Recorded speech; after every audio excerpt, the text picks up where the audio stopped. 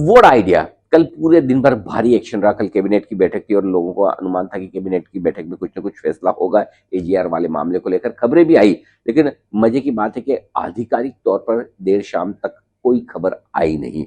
पहली चीज तो ये कि जो प्रेस इंफॉर्मेशन ब्यूरो है पीआईबी, उनकी तरफ से जो रिलीज आया है कैबिनेट की बैठक का, उसमें वोडाफोन आइडिया के एजीआर मामले को लेकर किसी तरह का कोई जिक्र है ही नहीं। दूसरा, जब मिनिस्टर साहब अश्विनी वैष्णव साहब ने जो प्रेस कॉन्फ्रेंस की थी, उसमें भी उन्होंने वोडाफोन आइडिया के एजीआर मामले का कोई जिक्र नहीं किया और उनसे जो सवाल पूछा गया था उसका भी उन्होंने कोई जवाब नहीं दिया। यानी कि पता नहीं उस पूरे बैठक में कुछ मामला डिस्कस हुआ या नहीं। देर शाम कंपनी ने अपना प्रेस रिलीज भेजा है, एक्सचेंजेस को फाइलिंग में कहा कि अभी तक सरकार की तरफ से उन्हें किसी तरह की कोई जानकारी एजीआर मामले को लेकर है नहीं।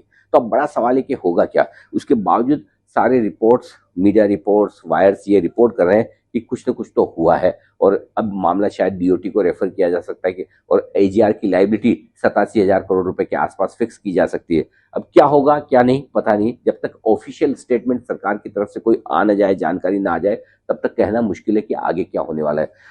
फर्ज करें अगर 5 साल का मोरेटोरियम पीरियड और 10 साल उसके बाद पेमेंट करने का समय मिलता है, तो देखना ये होगा कि फाइनल जब ड्राफ्ट आता है, फाइनल जब नोटिफिकेशन आता है, तो क्या यही रहता है। दूसरी चीज, 87,000 करोड़ का जो एजीआर का ड्यू है, क्या डीओटी रिकैलकुलेशन करके इसे कम करने की सिफारिश करता है? क्या सरकार उस पर विचार करती है, एक्सेप्ट करती है? नहीं।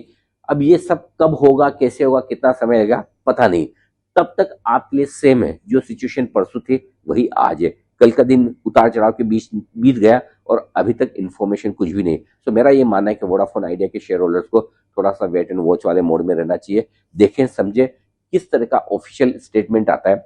अगर वाकई में एजीआर मामले में बड़ी रिलीफ मिलती, जो कि मार्केट चाहता है 40,000 करोड़ के आसपास लाइबिलिटी घटकर आ जाए, तब तो वोडाफोन आइडिया के लिए ये अच्छा बात हो सकती है। लेकिन अगर एजीआर की लाइबिलिटी ना घटे और 87,000 करोड़ ही पूरे चुकाने पड़े, फिर तो मामला गड़बड़ है। तो अभी हम यही कहेंगे कि जब तक पूरी जानकारी ना हो तब तक थोड़ा सा इंतजार करें। सरकार की तरफ से ऑफिशियल स्टेटमेंट्स, ऑफिशियल खबर आने का करें इंतजार।